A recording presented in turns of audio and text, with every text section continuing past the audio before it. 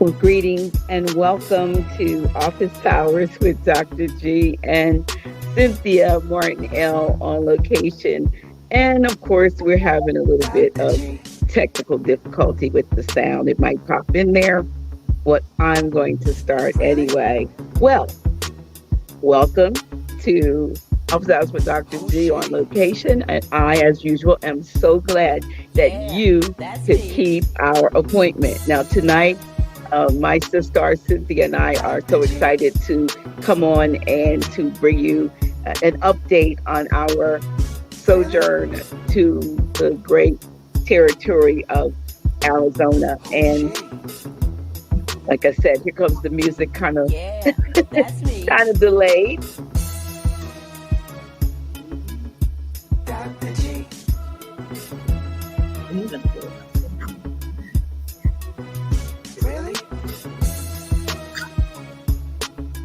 You have to come better than that. That ain't gonna work. Yeah, that's me. Dr. G.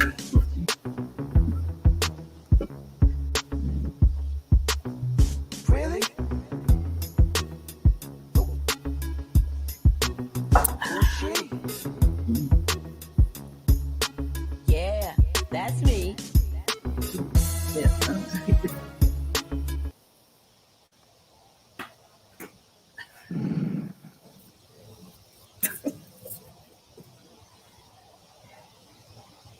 I don't hear her.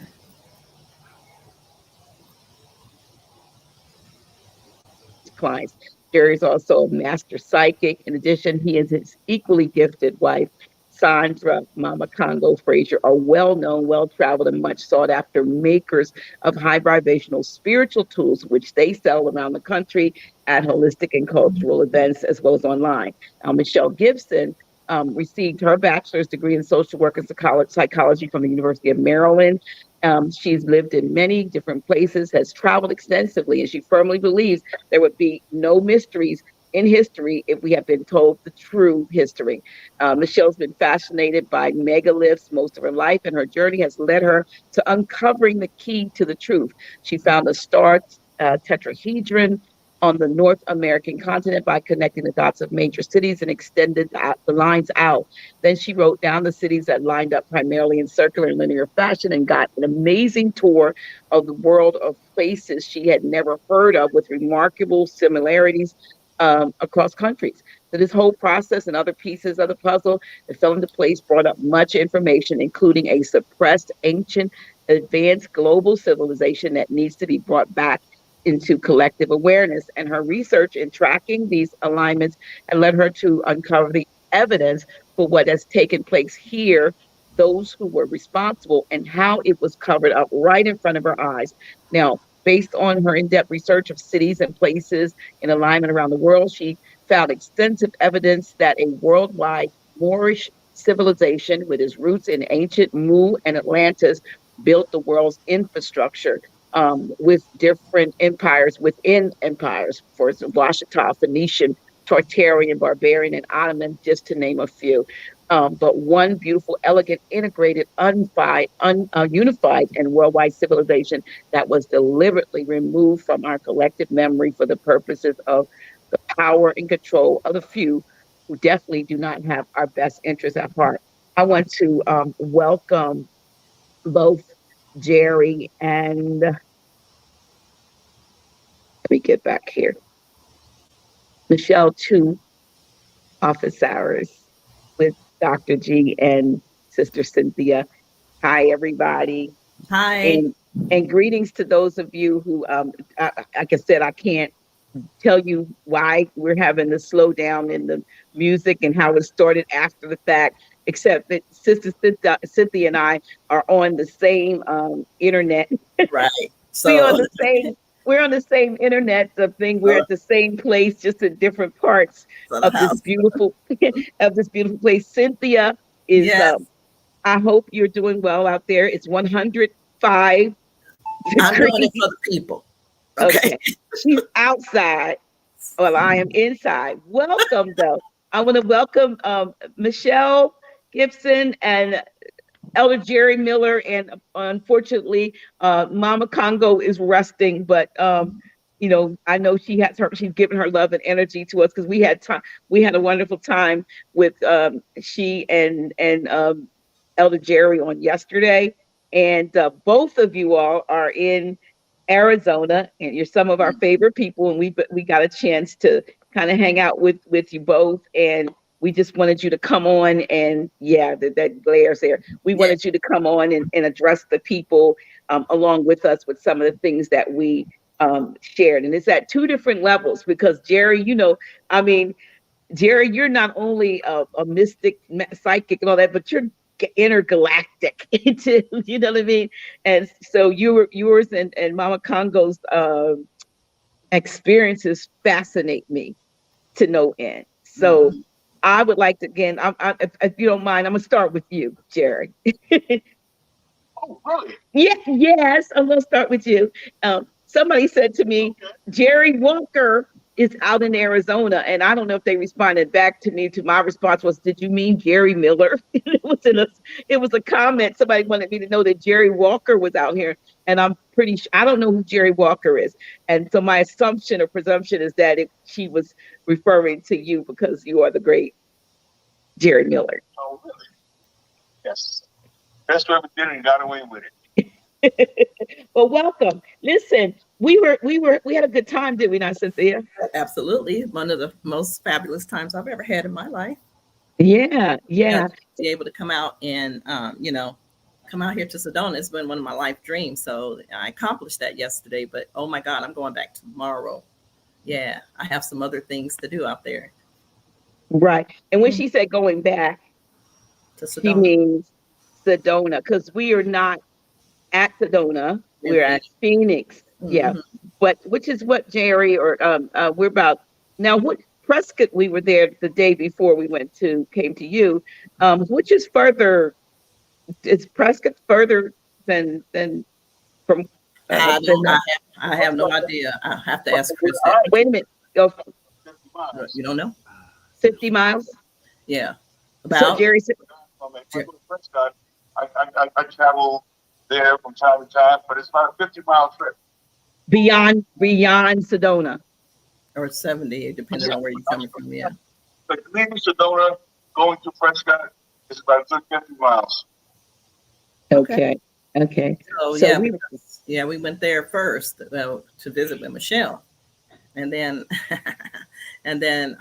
we went the next day to visit with Jerry and his wife. It was an amazing experience, to say the least.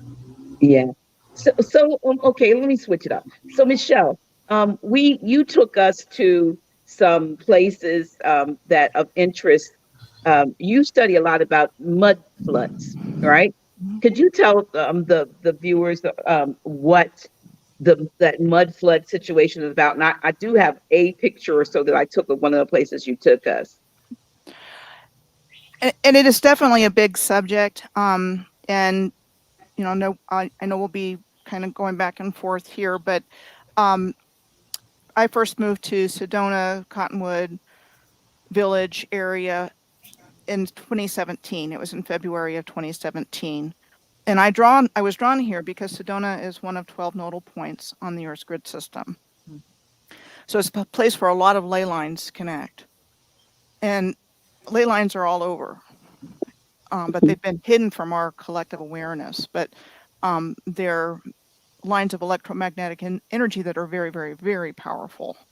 And I'm even sitting here talking to you today because of the alignments that I found that my research is based on. And then I just expanded it in doing research. And I had learned about the Moors at the beginning of my research, so I knew the right paradigm. And when I started to put it all together, I got answers that I would not have gotten otherwise. I would have been like everybody. If I didn't know about the Moors, I'd be like everybody else going, you know, it's all the same. I don't understand. But, you know, there's a lot of super good researchers and a lot of people that I stood on their shoulders.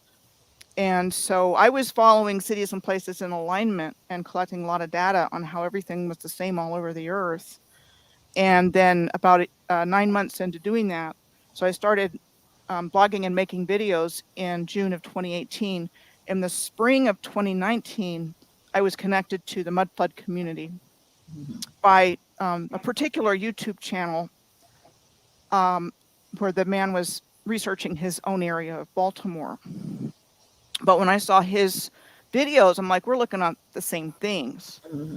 And that was when I made, that's when the mud flood became a central part of my research. And it's taken me a lot of different places, but I feel like I'm getting closer to having a pretty good idea what took place here. So for those who are not familiar with the mud flood theory, if you will, what can you give? It's not a theory. It's okay. The fact. Okay. I mean, you know how they call stuff the phenomena of the mud flood. There appears to have been a massive worldwide event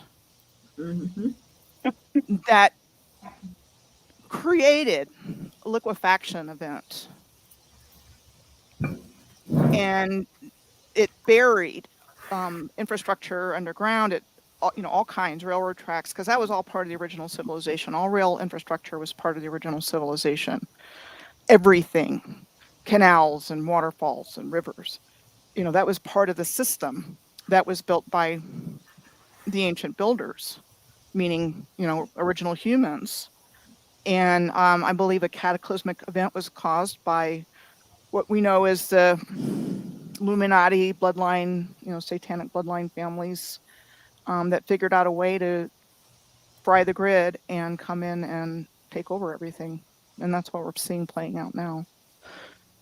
But I've lived in this area for, like I said, 6 years. I see things every day, and I'm just seeing this undulation in the landscape, whether it's in Sedona or in Cottonwood or in Jerome or in Prescott. There's this thing going on, and it's like the so-called Freemasons just came in and built right on top of it and made it look natural, and it's not, because you look at things and it's like impossibly high.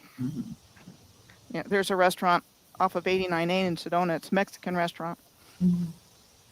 And the park, and it's like, there's like 3 parking places there. And to get up there, you go like that. You know, and I mean, I'm just giving an example of Sedona, because when I started becoming aware of this over the years, it's just very odd, things at odd angles. And I don't believe they were built that way. The thing about Sedona I'm not really sure about is I see this evidence of mud flood even there, but I have believed that Sedona was much newer because it was a sacred place and they didn't build there. And you see the older infrastructure in Cottonwood and Clarkdale and Prescott, you know, old world infrastructure. In Prescott, it's mostly new in Sedona. So I haven't quite put my finger on that except to say it's doing the same thing in Sedona, even though one would think it's newer. And it's just like, Yeah. What I was curious about, and either of you can respond to this, especially when we were in Sedona driving through, just the sheer um, the magnitude, of the rock structures and how things are carved out. Now we see that they're doing what's it, Highway 17 or whatever, I-17 or whatever is being I guess expanded. Yeah. But there was like we went up, up, up. I mean, we were almost up mile up. Am I correct? Going Yes. up into the mountains, then you go down. And Mhm. my curiosity was that once, because you can see mountain ranges on the left, you can see the mountain range on the right. Was the mountain all the way through that at one point, and did it get somehow, you know, blown out, or was it done in more modern times, or did something happen cataclysmic that opened or separated what I consider what's on the left and what's on the right? I vote for cataclysmic. And I also am, now that I've learned about giant trees, I'm also seeing a lot of those. So the giant trees, would those be what they call buttes? I would assume, like flats in I, some I, cases. I think they very well could be. I don't subscribe to the everything's all natural theory. And so for a long time, I've been looking at them, scratching my head because I thought they were artificially made. But once I learned about the giant trees, I mean, you could kind of see something tree trunkish looking there. And I believe those were blown out when the grids were blown out, the giant trees, which is why we don't see them. And then they're just mining the heck out of everything to get to the riches. Because the giant trees were part of the alchemy, I think. I think there was a symbiotic relationship between these giant trees connected to source and the Moorish masons, and that somehow they were all working together to create like what you see in Sedona with the shapes, coffee pot and sugarloaf and Thunder Mountain and I mean there's a serpent in the book that I gave you, Cynthia. Yes. If you look at the picture of Thunder Mountain, and he talks about it in the book, there's a serpent head on one end of the Thunder Mountain. That same serpent head is if you go to a certain place in Boynton Canyon, you can see it. And then I saw it at Red Rocks in outside of Gallup. Oh, wow. Is a serpent head. So it's not just a natural thing. There's been things being worked. So, and I don't have all that part worked out yet. I just question everything that we're told in our narrative, and I just don't believe the explanations we've been given from cradle to grave in books that the Rockefeller Foundation probably had something to do with, and all of those families. Wow. So Jerry, yesterday you told us about some places that we're going to come back tomorrow to explore. There are a couple of places in at Sedona that you told us that were like energy vortexes. Could you explain some of because you're right in the midst of it. You're within striking distance that you're probably getting those energies where you are on a regular basis. The thing here is that they're very close to the Bell Rock vortex. And when from time to time, Sandra and I will go up there, and what we do is we take a lot of our organ products, really get it supercharged, take it up there. Even though it's being charged in here, because we're in the vicinity, when we go up there. And then there's the one that go to is the airplane vortex. That one goes way up. That one is very spectacular. And that's one place you really got to go and get the energy going on with that. Then we talk about the chapel. That's very, very spiritual. And something that the other person said about the mud floods. Those are real. Those are part of what you call the remaking of things. And the facts are that when you see evidence right there. It's not a theory. It's not speculation. It speaks for itself. When you start digging below certain areas, all over the world, not just here, you'll find that the mud floods took place over and over and over again. And the thing is that we're at the stage now where there's another remaking taking place. The planet itself, which is a living organism, is going to start doing an enema. It's going to start getting rid of the unnecessary things, people, ideas, or everything to bring in what it wants to bring back in again. So as great things are now, it's not how it was destined or supposed to be. It was supposed to be on a higher level of consciousness of people, but because of the fact that people have fell to a very low state of unawareness, not awareness, they have fallen victim to the spell that has been casted by those in charge who want to maintain power and control over the masses of people. But there are those of us out here who recognize and see this, who are not falling for the BS. We're not going to fall for it. We're too awake, we're too alert, we don't look, we see. There are a lot of people who are looking, but we see that the things that are happening now are all part of an awakening. Okay, the way that things work is that if spirit wants to get your attention, it would do it one of two ways. It would tap you on the shoulder or kick you in your ass. And that's what's happening now. A lot of people are getting that swift stick to wake them up.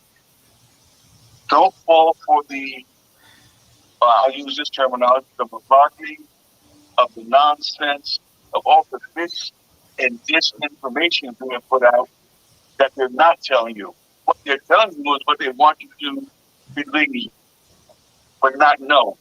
So that's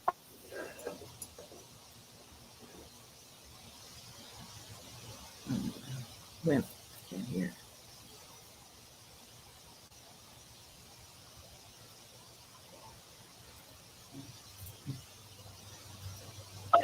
the thing is that what they're doing is that they're promoting their agenda.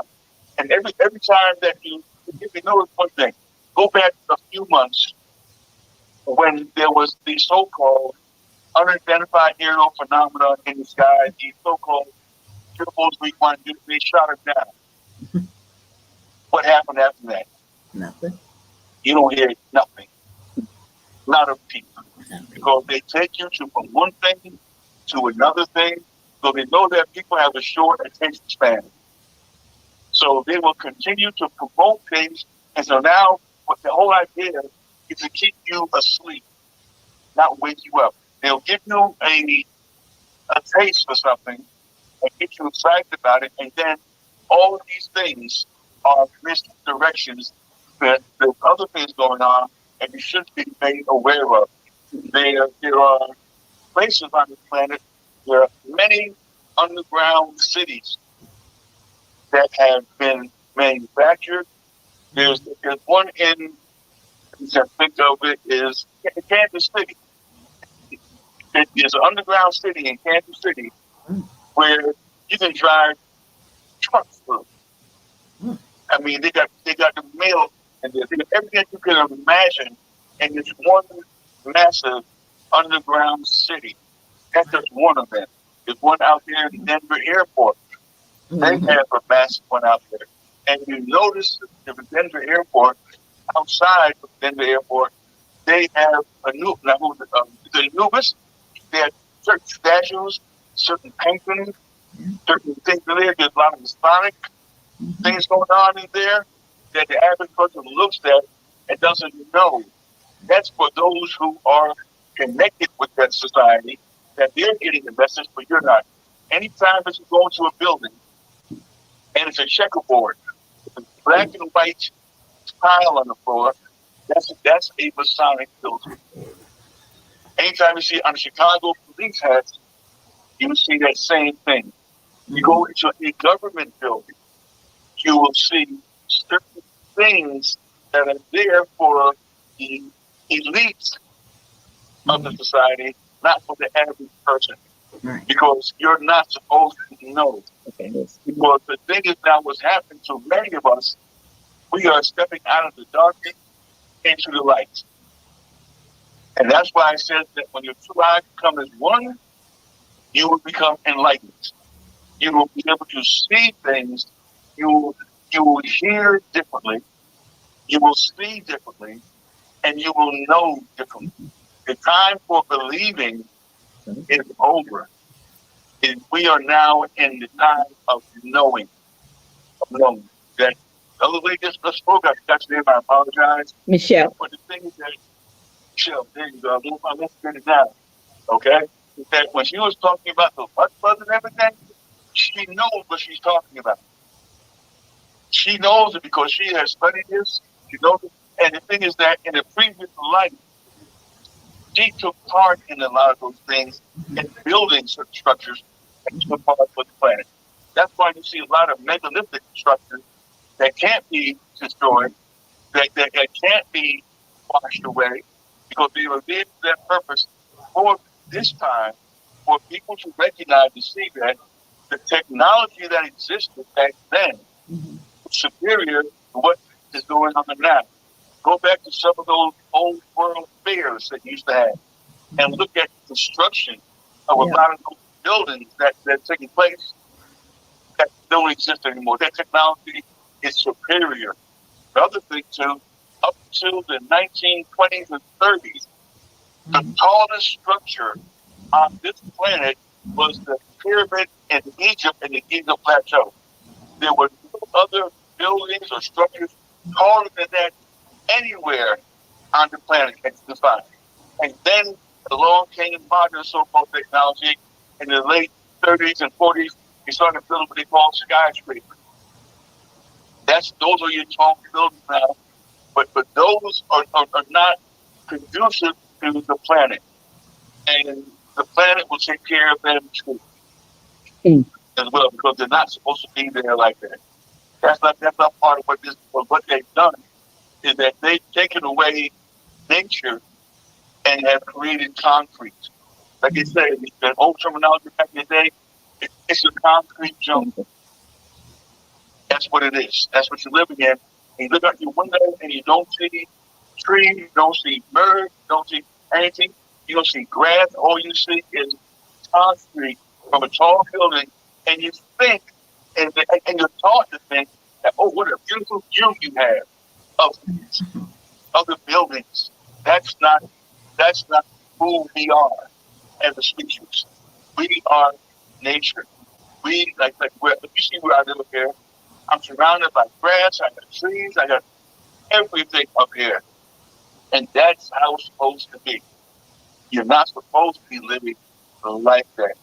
And you're not supposed to be eating the processed food that they throw out there at you. Okay. That's the next step. In an old movie, I know I'm running my mouth. And go ahead, Jimmy. No. You're not hearing me. In an old movie, the Omen 2, there's a scene in that movie where they are in a greenhouse saying that this is how we're going to control and rule the world with people with food. Food is a necessity. Food, clothing, shelter. And unless you're able to find a place to produce your own food, that you know what's in it, don't trust everything out there. Don't be fooled by the word organic. Organic don't mean jack. If you see an apple that says organic, and the other one doesn't say organic, guess what? They're both organic regardless. They are both organic. You are organic. I'm organic. All the food you see grown out there, fruits, vegetables, they are all organic. And now Bill Gates has put his finger on stuff with his magic, causing fruit and food to last for damn near a year. And you're not careful, you just touch it. If it's not labeled, you don't know it. Don't even touch it. You don't touch it. Because once it gets in the system, It's there. It's not coming out. Believe me, they have nanotechnology. They have the thing with the IG, with robotics and stuff. That's been going on for years. It's nothing new. Go back and watch the old movie IG. Go back and watch the movie something with Zachary Taylor. They've been doing this stuff for years. They have been cloning people. They have been cloning animals. Everything is not what you think it is. Don't fall asleep. Don't fall for, I'm going to say it in plain English, don't fall for the bullshit. Because that's what they're putting out there, and people are falling for it. And unless you pay attention and not fall for it, and I don't care what political party you belong to, they all are the same game. That you switch places every now and then. This time it's the Republican. Next time it's the Democrats. It's a good cop, bad cop scenario. So making you think that they're going to say exactly what you want to hear. And that biblical verse, what you do, they will tickle your ears. They tickle your ears with stuff that they'll say what they know you want to hear, and you'll fall for it. And when they get into the position of power, they turn their back and say, "Stuff you, Jeff." Michelle, I know you were going to. Oh, go ahead. What you were She wanted to saying, Jerry, was bringing up to my mind the fact that one of the few grocery stores in Sedona is Whole Foods. Well, you consider who owns Whole Foods, which is Jeff Bezos, and close affiliation with Amazon, and all the health conscious people that live in Sedona shop there. And then you start looking at the brands and who they're owned by, and they're owned by the same people as the regular foods. And they say, organic or whatever right on it. And people, you're right, people do fall for it because they think they're getting something different. Yeah. But they're not. It's the same thing repackaged with an organic label on it. And I have an app on my phone. It's called Trash Panda. Trash Panda. And what you do is you load it, and it will have like a little camera in it. And what you do is you scan the barcode of anything that you want to buy, and it will tell you all of the properties that did it. Out the Whole Foods today, I wanted to get some sauce. I was gonna make some spaghetti sauce. So I scanned it, said organic, and it said it's there. Then when I did the barcode, it said danger, or this stuff has something in it that's not safe. That it's something you shouldn't be eating. In other words, the barcode is. I do that every time I buy now. I scan it with what's called Trash Panda, and you get it. You download it on your phone, scan the barcode, and like she said, even the stuff that says Whole Foods on it is full of shit. Because they don't care. It's about the things that they do in this country, they won't do it in another country. Other countries don't allow that nonsense to take place. But here, it's okay. Like their breakfast cereals, and what's that other name they have now for stuff? No longer GMO, it's another bioengineered. Yes. And that's in so many things. So many things you'll find it. So many things. But people aren't paying attention. You're feeding that to your children, you're eating it, and you're causing havoc within your body, and things that you can't get rid of. That's going to really mess a lot of people up. And people just don't question it. I think, must be okay. But there are several local growers here. They have things like on Sundays, they have farmers markets and things like that. Yeah, those places are good to go to.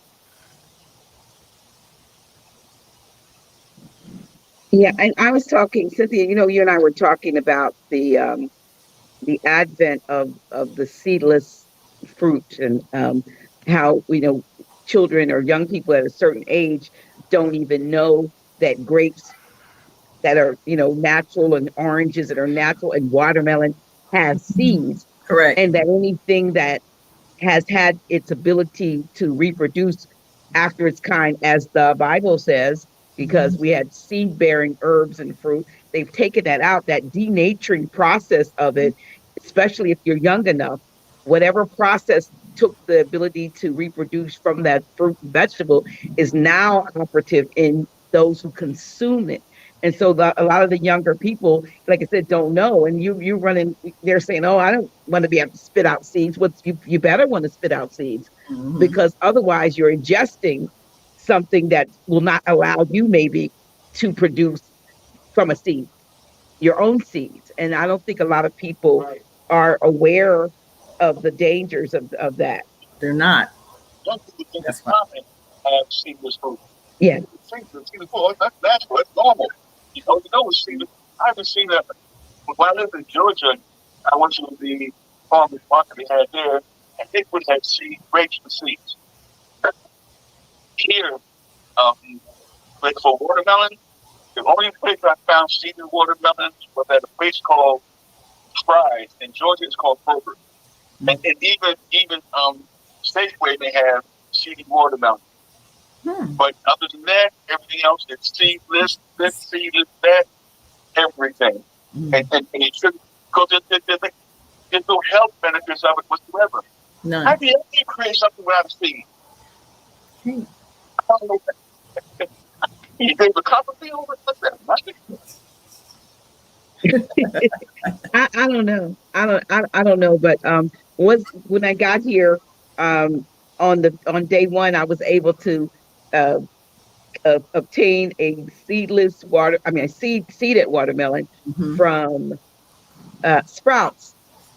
They had three. They were kind of narrow, but they weren't like the big ones we get back home. But they were seeded. And so my cousin was with me and taking me around when I first got here, and she was like, "Make sure you get one without seeds." And I'm like, "No." She was missing from. I said, "You've been eating seedless."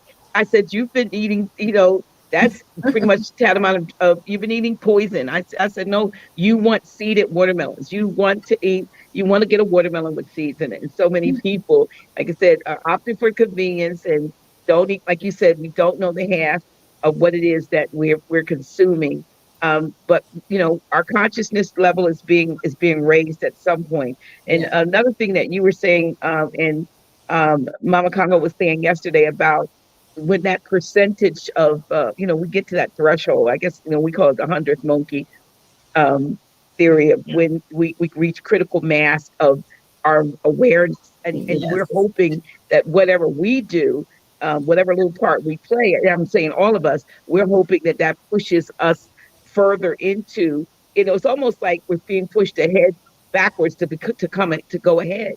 You know what I mean? Because what we had and what was seems to be so much greater than what we've settled for in the past. And now folks are waking up to, like, okay, then maybe there is a conspiracy, or maybe there is. And when I say conspiracy, on the part of, say, trusting in government and trusting in authorities and so forth, to have your well-being in mind, and they're not. Right. Yeah. And Go ahead, Michelle. there's just really been a great deal of manipulation going on all the way through this, where false narrative has been superimposed, that removed the Moorish civilization from collective awareness, with the exception of Moorish Spain, when it was a worldwide, advanced, integrated, free energy generating civilization. The beings that did that have deliberately lowered the collective consciousness of humanity, and I believe they've done that through the grids. They do certain things on the grids, terrorist acts and things like wars, to keep us at that low level.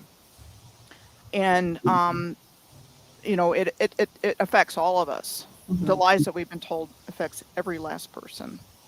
And so it's waking up to that, and you just kind of have to step back and be open to the information that there have been dark forces operating here that don't want us to evolve. And not only do they not want us to evolve, they want what we have. what humanity has, Hmm. because See, they're what not we human. call what we think, not how we think. Mm. See, that's what they don't want you to know how to think. You just keep the information. Well, believe this and don't worry about it. Okay, Mhm. and you drink the Kool-Aid. Do what As we long tell as you you drink and don't ask any questions. okay,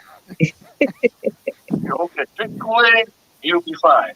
And don't and go to church on Sunday, you'll be fine. Don't worry about a thing. Celebrate this holiday, it's okay. No, you just do what I tell you to do, and everything's going to be okay. Now go back to sleep. Go back to sleep. Don't worry about it. We got this. That's part of how to get free. I see Dee Weezy's comment. That sucks that the people fund their own demise, but that's a very true statement, because we're paying for all of our poisons, Absolutely. whether it's cigarettes or alcohol or movies, even because they've got mind control programming in the movies, or certain kind of music, or whatever's going on. We're paying them because they've written the system to only benefit them, and we think we're doing good.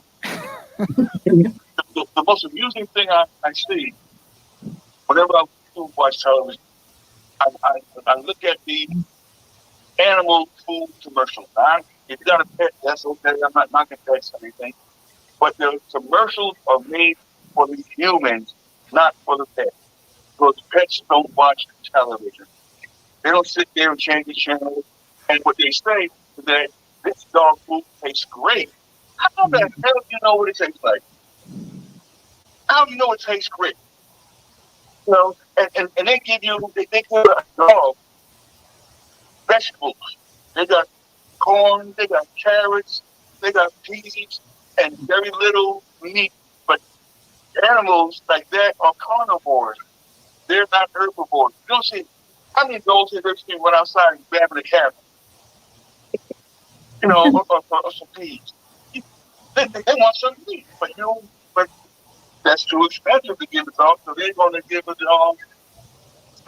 And now that's first with dogs that got arthritis. It's taken to a whole other level, and the mind of the people have been totally polluted. Totally. Totally. So, Michelle, with regards to your research, I wanted to show, I'm going to try to show, and hopefully you can see this. We were at least this building here. We're back. Flipping back to the mud flood. And let me maybe take this banner out so we can actually see the bottom of it. I'm going to kind of hard. I'm on a tablet. It doesn't work as good as this particular building was one of the buildings that you showed us, and I don't know if they can really see now what it was that we were dealing with, but it was a building that showed where the windows at the bottom were likely higher up, and that where we were on that high incline, the building, I mean, the ground used to be much lower, and they built it up as a part of like the reconstruction. Can you tell us about that? Sure, I would be happy to. And I just moved to Prescott within the last 3 months. I've been down here a few times, but it's actually a much more affordable place. It's possible to find more affordable housing for someone like myself. So I came down here, but I feel like it was the universe saying it's time for you to move from the Verde Valley and come to a new place. And so this is now the Prescott Performing Arts Center.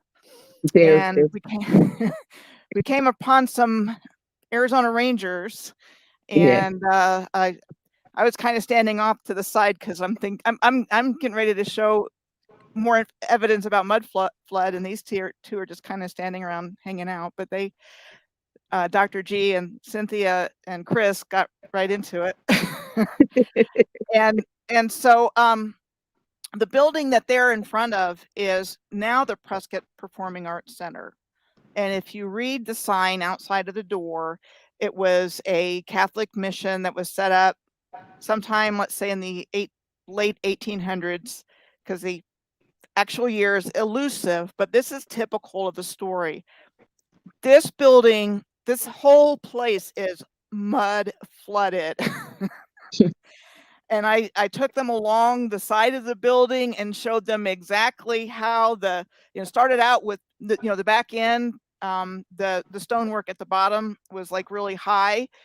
And then as you went around the side of the building, you could see the doorways that were below ground, and you could see the beautiful granite blocks getting smaller, smaller to where there's maybe like one row, let's just say like there are 10 down at the bottom. And then you go around the front, you see the beautiful, all the way around the building, you see the beautiful cathedral windows, and you see the Antiquitech on the top. But like so many of these old world buildings, the steeple is missing. And the steeple is missing because that was Antiquitech. That was old world tech. That was part of the free energy system. And they give some. Is that? Let me ask you. With churches having the steeples on them, so that's a different meaning than what we've been given, even though they had crosses and that. So explain to us what those really were. What I see, and I'm going to show you another example here in just a minute of something else.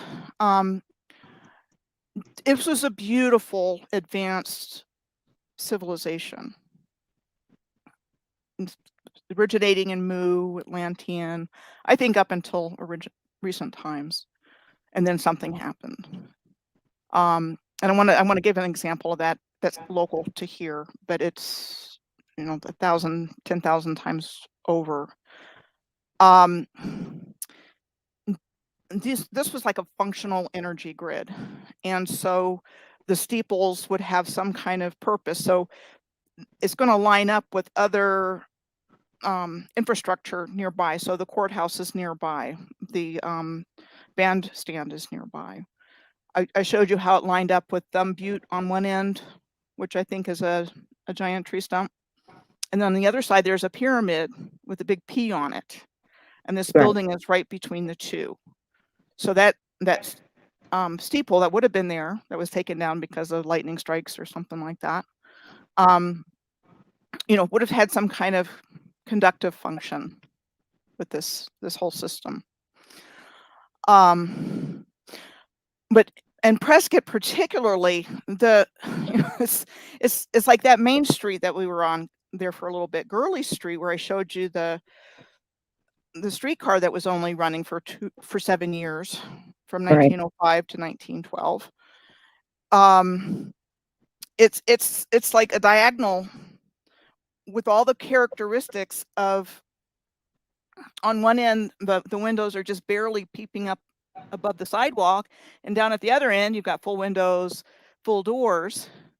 You even pass by some pavement prism lights, which is a form of underground artificial lighting, that have been removed from major cities and smaller cities all over the world. They just don't want them there. And that was old world tech. And then there's a picture where I showed you where it looks like they were digging the tracks out of the dirt. Yeah. And then there's an old railroad trestle by a hotel. There's a shopping center called the Depot Marketplace. There's Fort Whipple, which is a star fort.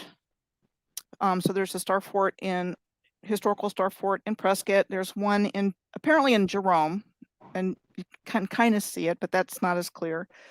There's Fort Verde, and then there's Fort Tuthill up in Flagstaff. So Fort Verde is in Camp Verde. And so those would have been part of this grid system.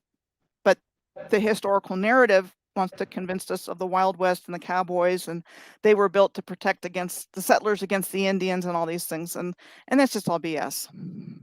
And they were somehow components of this grid system. But I'm going to share my screen because it's on the subject of trains. Other than a few ghostly pieces of evidence that are left, like what I showed you with the picture of the train, the tracks being dug out of the main street and the railroad trestle. There's no trains here, except for some that have been put to use. And so I just want to show you that, because if you're just driving around here, you wouldn't even know there was a rail history here, because that's one of the things they don't want us to know. And so I'm going to share my screen real fast. And, you know, I encourage you, I think some of you are probably familiar with my work. I've been doing this blogging and making videos for about 5 years, and my work is based on the Moorish paradigm. I was saying before we started, I mean, without understanding that, I would not have gotten very far in this. I might have gotten a little ways, but it's allowed me to be able to start putting bigger picture puzzle pieces together. And I've been doing this long enough that it's starting to deepen. And I encourage you, if you haven't, if you're not familiar with my blog, which is piercingtheveilofillusion.com, and my YouTube channel is Michelle Gibson, and if you type Moors in, it comes right up. And then on the Noble 7 publishing website with Cynthia, I've got 2 ebooks. And I just want to show you that one of the things that if I would direct you to this particular one. So it's called Of Railroads and Waterfalls, Another Physical Infrastructure of the Earth's Grid System. And the same pattern exists worldwide of these snaky S-shaped rivers and railroad tracks going beside these rivers, passing by waterfalls, passing by hydroelectric plants. More than not have been completely dismantled. There's still some of these old railroads running through canyons, like in Colorado and Royal Gorge in Canyon City. New River Gorge has a railroad running through it. In Dunsmore, California, Dunsmore, same thing. And so there absolutely appears to be a connection between these railroads and waterfalls and the hydroelectric system, how energy was generated. And the first thing that controllers did when they went after all of this infrastructure was fund a way to get the railroads operational again so they could use them for transport or whatever. But they've kept all of that knowledge from humanity, and they've given us this lame story about when they were supposed to have been built. You know, by 1850 there were, you know, tracks all over the country, train tracks. By 1850, you know, during the time we're not supposed to have that kind of technology.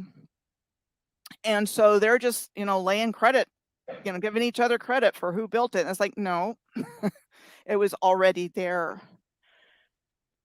And I want to give the example here locally, because I did this particular blog post, and then they tell us these things in TV shows like Petticoat Junction, some kind of disclosure. So I'm really curious about this location, because in Cottonwood, Clarkdale, very close to where I was living before I moved here, the Verde River is this S-shaped river, and there's still a tourist train that runs through there. You know, and again, most people don't see canyons as anything other than nature, canyons, but there's a lot more to that story too. And there is a cement plant not too far from there in Clarkdale. And so I think that's the fate of a lot of megalithic stone blocks, as they just get turned into cement. And I lived in Oklahoma City when I was first waking up to all of this, and there's a lot of cement plants there too. So seems convenient. But this is the point that I want to make. There used to be a lot more rail track here. They've left just a little bit for this tourist attraction. And on one side of this street, when you go up there, you can see their depot for the Verde Canyon Railroad. If you do an about face and look in the other direction, there's a couple of old rail cars there on a track that's no longer used. There's like some kind of Halloween attraction now. And then I was off on the other side. I was trying to find the railroad track on the other side, and I saw this, and I came back and found where I could get a good picture of it. That's a train trestle that's no longer used. So it used to be here. And then there are these tree references all over the place. So this is Sycamore Canyon, which is also an electrical site. TAPCO is an electrical company. Again, it's a U shape, and this seems to have some kind of connection to a function on the grid. A lot of mining activity here, which also seems connected to these trees. And even the town of Clarkdale has 2 giant trees in its logo as you're driving into town. And then it's called the Verde Valley, but it doesn't look green. It really doesn't. And then, again, as far as disclosure in shows, you had Mr. Rogers' Neighborhood, which I was a little bit old for, but my brothers would watch it when I was younger. And, this land of make-believe, with trolleys and castles and like an Eiffel Tower, these are all things that would have been associated with the original civilization. But they're just reinforcing this whole idea. This is imagination and somewhere where else. And I think they're disclosing in this kind of thing.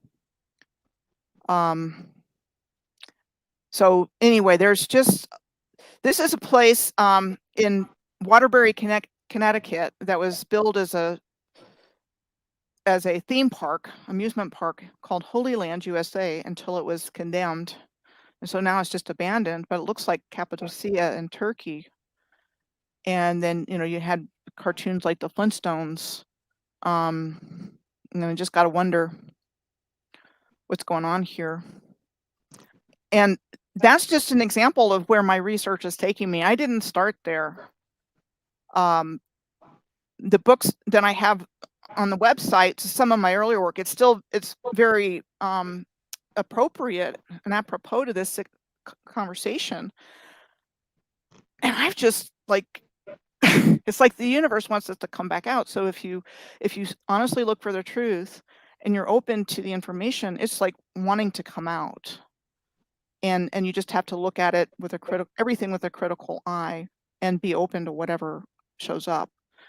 Because if you're not open to it, it's not gonna come in. So let me ask you this about Tesla.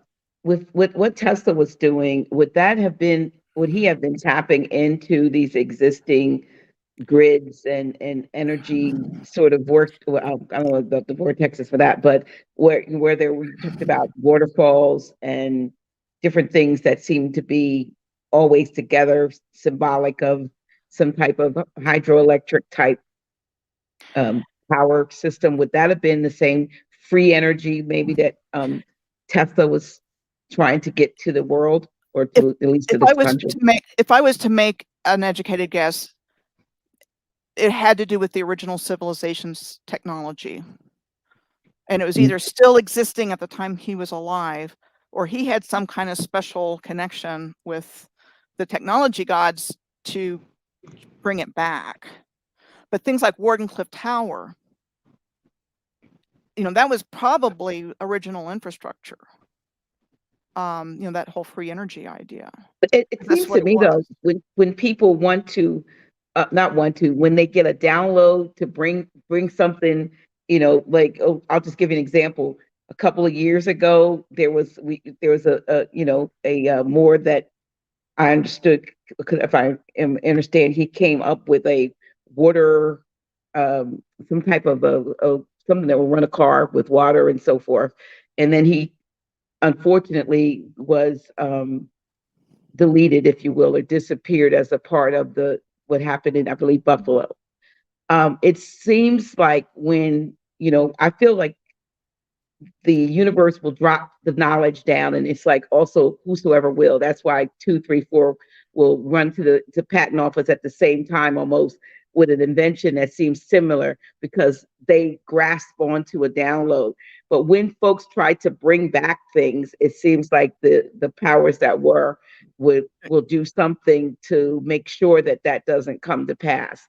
And that's And certainly been the case. I mean, that's been going on. I do have a suspicion that, even the U.S. Patent Office functioned kind of like the Smithsonian in suppressing the civilization. You hear about the giant skeletons that disappeared.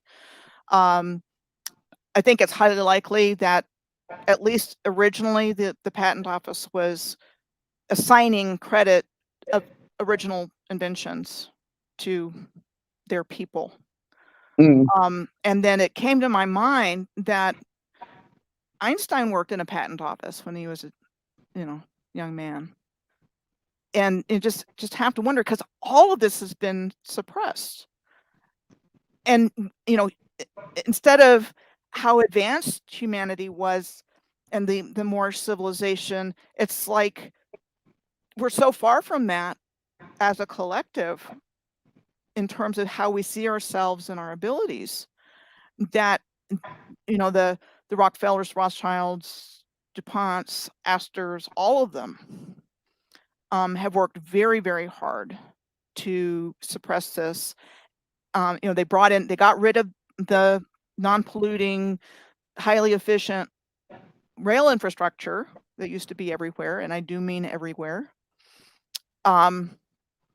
And they brought in the gasoline-powered vehicles, and they got rid of the rail infrastructure as soon as they had something to replace it with. And then they made money on the gas, they made money on the sale of the cars and the insurance, and everything. The accidents. you never think in terms of all of the residual things that when they can create an industry, and to me, like the funeral industry, eventually, and the last one, I guess, is the grave digger or the cemetery. But there's a whole, before you get there, there's food you eat, the practices that you take on in life, the habits that you're being encouraged, the illness, the so-called medicines, which complicate and create other complications that eventually they can predict when your demise is going to come about. So you got the insurance industry and so forth, and they find a way not to pay after you've been paying. And then you finally get to the undertaker. And last but not least, you got the, grave digger in the cemetery. And it's a whole industry. When you look at it, I don't think I had never looked at it like that, but now I'm going, you got to go back and see how it, somebody figured this out. It just not happenstance. Someone said if we do this, it'll lead to that eventually. And we have different players along the way that can profit or benefit. Mainly they will, because they created that system, but you have different ones that are pulling from one entity to the, what was it, cradle to the grave. Right. And like, no, I was just going to just kind of refer back to what you were saying earlier about the awakening. With all they have done to keep us asleep, we should not be waking up the way we are. And there's still a lot of sleeping people. But the fact that anybody's waking up at all in this dense place is a miracle. We talk about the poisons in the food, the poisons in the air. They get humans against each other. It's their dirty work. They can't touch us, so they get inside our heads and seed, hate and discord and distrust. And human in their original form are not that way. It's manipulated, and that's how they've accomplished it. But that's, the sleep is wearing off, and I don't feel like I have a choice. I feel like I have to do what I'm doing, that I could not live with myself if I did not at least try to get out what I find and what I see in a way that's something that people can see, compelling. So that's kind of part of my story there. Jerry, you were about to say? Yes. Let's just think about this. Everything that exists that you see first started as a thought. It was a thought. Everything you see, like when you think about Ford designing a car, where did that come from? Because there were no cars before. Okay. So all of your inventors, when you talk to a lot of them, say what happened to them. They said that they had a vision, they had an idea, they had a thought, and what they did, and what we all still can do, we put our minds to it, is they were manifesting. They were creating things that were given to them. Like I said, many others got the same ideas all around the planet, but very few acted on it. But everything that you see, like the building that you're in, was first a thought in somebody's mind. And what they did was that they brought it down to this level, which tells us this fact, is that the mind came before the body. Because everything that you do has to first be a thought. Nothing just happens. It has to be a thought, whether it's a conscious or a subconscious thought. Everything comes from there. And when we learn to tap back into that thoughts, whatever you choose to call it, we will be able to manifest things beyond our belief. But we haven't become disciplined enough because we are still physically attached to this third dimension planet, and that it's hard to leave it to go elsewhere in the mind, in the source of the intellect, to start to bring things into this space that are needed. But when we get together as a force of people with the same mindsets, that's when we're going to bring about the changes that are necessary to bring into existence the things that this world or this planet needs. Now, I have a question to ask Michelle, if you don't mind. Go ahead. In all of your studies of the mud floods, because a lot of places you see in negative places they were deserted, but the mud floods, do they find or have you found any remnants of any beings or people or anything in these mud floods? I do believe what they have found is very well hidden. And just to give you an example, I'm gonna share my screen again, and just bear with me because I need to get to that place. And I just did something not long ago called Trekking the Serpent Lay, that went from North Carolina, Bermuda Triangle, up through North Carolina, on up through Virginia, West Virginia, and it ended up at Lake Itasca in Minnesota, which also has a interesting suppressed rail history. I mean, there's museums there, but it's not the first thing you think of. But I just want to show you an example of why this came to mind when you asked that question. It's in North Carolina. I didn't have that one pulled up, so. And where Pilot Mountain is one of the Soratown Mountains. And I just kind of I mean, to me, it's suspicious for giant trees. But I want to show you this because when you go to the the Soratown Mountains, it was named after the Sora or Chira people.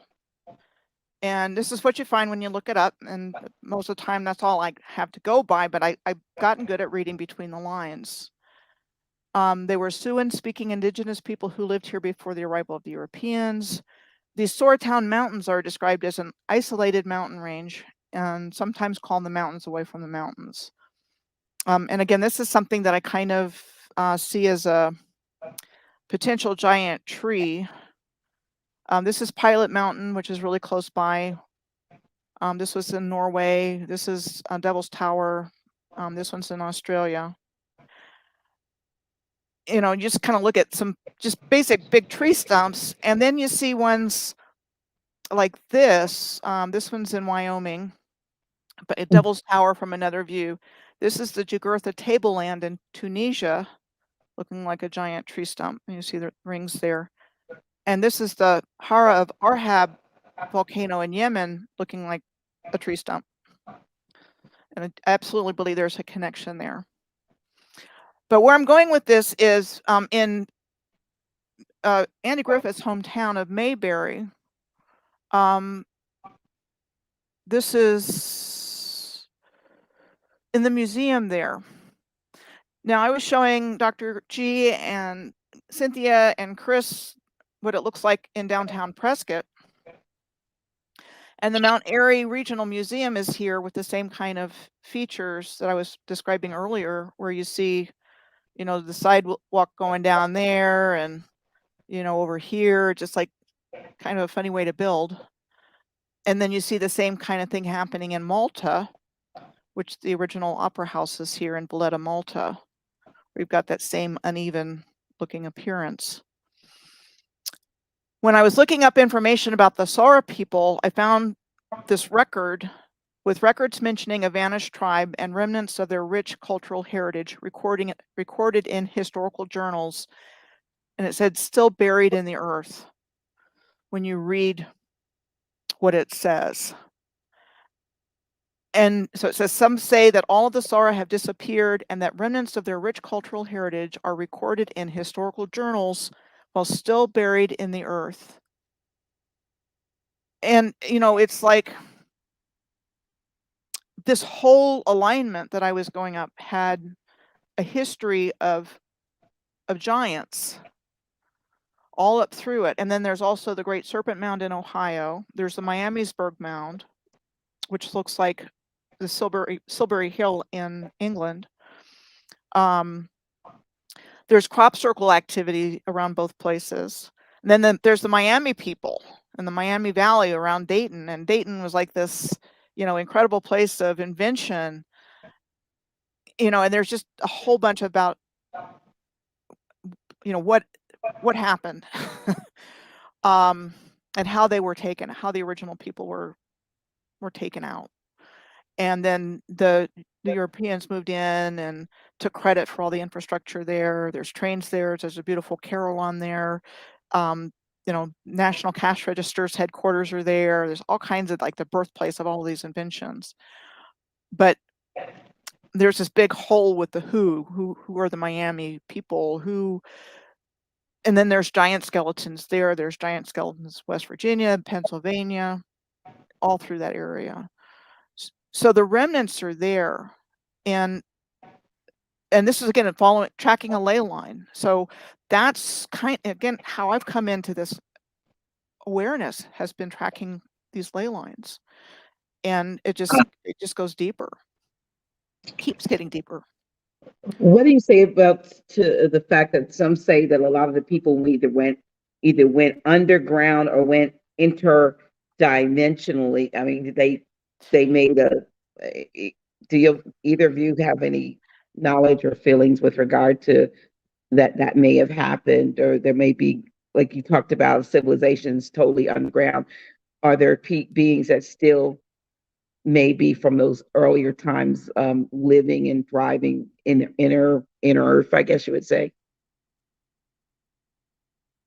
There definitely could be, you know, like Jerry said, there's, you know, in underground cities in many places. I mean, there's places the original people could have lived while things were bad up top. The controllers could have lived underground. I suspect that a lot of the deep underground military bases and all that stuff is probably original infrastructure that's been repurposed for darker uses. But that underground infrastructure seems to be all over the earth, cave systems and things like that. Cynthia, you haven't said anything. You look, you're melting out there. I feel so bad. I was like, I'm like, Cynthia's, I can see. Sorry, but I'm wet. But my computer is dying. So I wanted to just say something because I'm really just intrigued with, meeting you guys and being in your presence yesterday. But I just wanted to say too, before my computer dies, that I just wanted to acknowledge someone else too. And that's who's been here with us this entire time. And it's Chris Rose L. And he's also my business partner in Noble 7 Publications in the media and programming department. So I just want to thank him. He's been taking care of Niall and I this entire time from day one. He has driven us hundreds and hundreds of miles back and forth to Sedona from Phoenix without, we have drove him crazy. You know how women are. Watch out. Don't do that. Don't. What? Be still. And he has taken it with a grain of salt. He just and keep it going. And we just acted a fool in the car. And I just wanted to personally, introduce him to you guys. You'll be seeing him a lot. He comes to all the events that are around, helps me out. If it wasn't for him, I wouldn't be able to do what I do. So I just wanted to publicly acknowledge him for being here with me again and Niall this week. And we just love him to death. So watch out. Okay. So I'm going to close out just so I can go and take care of this and plug back in. Okay. All right. Thank you. All right. Love you guys. Thank you. Thank you both. Bye. Yeah. So, see, okay. So Cynthia has, let me see. Yeah. So I'm the mouthy one anyway. So let me just kind of finish up because I don't know if I answered Jerry's question or not. Go ahead. But that was what came to my mind.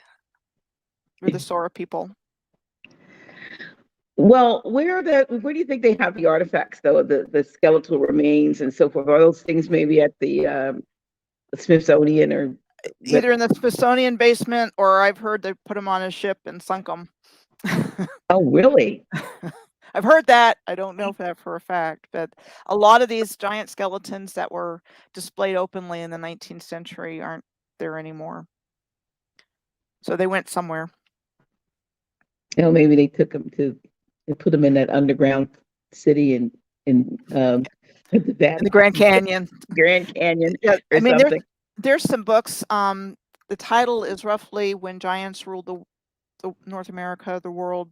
If you look it up, in the Smithsonian cover-up, I think it talks about that. I have not read it. I'm just aware that it exists. Yeah, well, there was a question I saw. I didn't mean to pass it by, but someone asked a question. Cynthia, my camera's facing this way. Cynthia's coming in bent over like this, but she's behind the camera. Like, stand up, Cynthia. No, stand up, Cynthia. They can't see you. That's so fun. Yeah. Listen, we are on location in our beautiful space, and I mean it's really beautiful here. Where was I? What I was saying? What was I saying to you all? We're talking about giant skeletons. Yeah, where are they? And there was a question that had. There we go. I was going to go over here because it had nothing. Rose Reed asked this question, and I know you all live here, so it was. Is it coming up here? I can't get the question to show up. Okay. All right. We're not going to put the question up because it doesn't want to. But she said, is there land in Arizona owned by Moors? So that you know of. Oh, there it is. That might be a better one for Jerry, but I mean, they took the controllers took it. Is there land in Arizona owned by Moors? We were actually hoping to get with a brother that is out here that has supposedly land, and we wanted to report back on it. And we've been here. When did we get here? whenever we got here, Friday, Saturday, Sunday, we've been here 5 days and we've not been able to make a connection yet. So if you're listening, you know who you are. I have called you several times, and so we wanted to find out if there was, based on what we were told. So at this point, we don't know. We really don't know, whether there is or not. But land being there's land, I'm sure, available. People can purchase land, you know what I mean? But when you see some of these areas, you were like, what would you, in the middle of Cactusville, what would you put there? And you would need to be near infrastructure or, certain things in order for it to make sense, other than you just have land in the desert. Well, let me make a point and see what Jerry has on this also. It looks like a desert, sure. It rains a lot, and especially in July and August. But there's so much underground water, especially, I know for sure, in the Verde Valley, that to call it the Sinagua, the without water people, is deceptive, because there's a ton of water underground. And in Page Springs area, and then Montezuma's Well, if you look up Montezuma's Well in Rimrock, Arizona, there's water there. Lots of it. Well, I understood. I was reading up on the cacti. Is that the right way to say it? Cacti, that the plural, or cactus?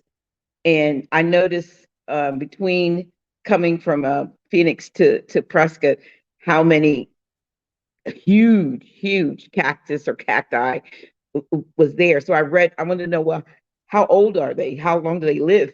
Because some of it seem like they don't even get their arms until they're like 100 years. They may be 50 to 100 years old before they get an arm, or what we call an arm. How the cactus have the different pieces, and all I could see was these huge cactus, which I understand they hold water also. Am I correct?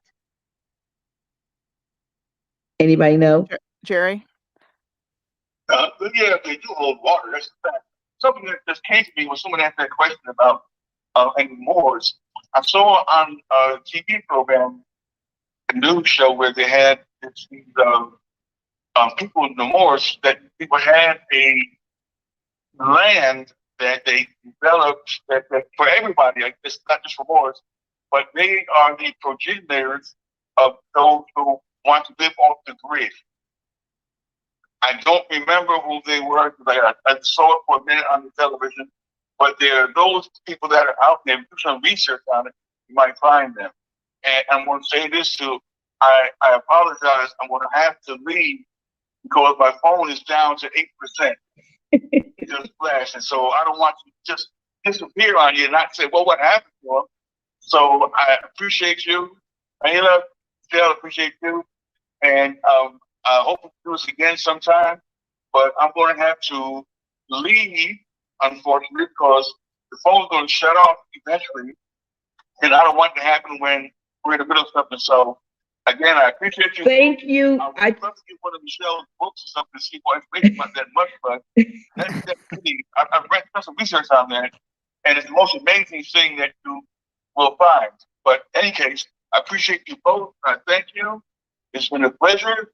Until, like it says, a clock on the wall says, that's all, y'all. So I'm going to take 2 steps to the rear and get out of here. Thank you so much.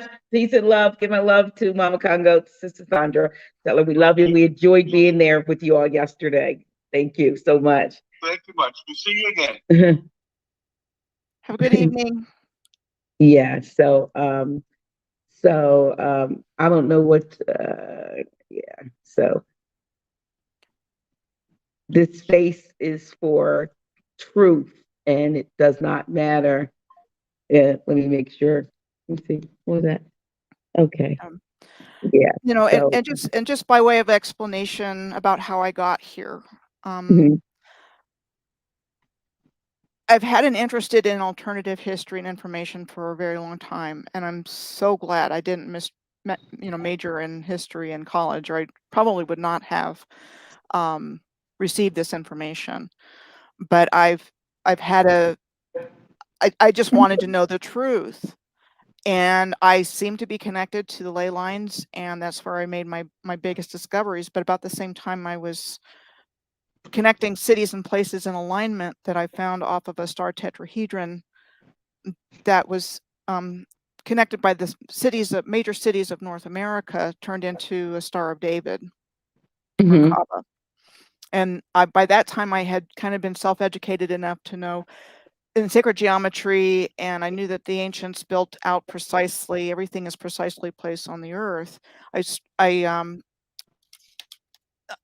extended those lines out, and I wrote them down, and I started doing my research in 2018 with the Moorish paradigm as my guide, because in 2014, when I was living in Oklahoma City, I guess it was 2013, I was attending a Unity Spiritual Life Center in Oklahoma City, and Pharaoh Amun-Ra Osiris Bey joined at the same time I was coming in.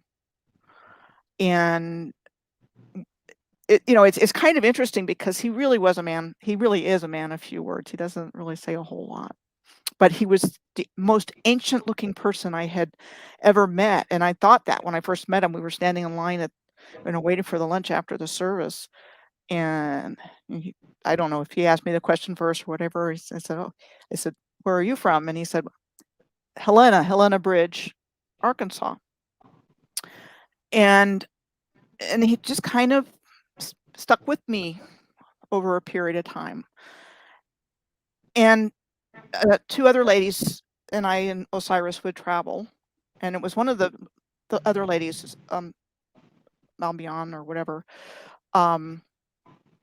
gave me a map, and it was the map that I found this tetrahedron on.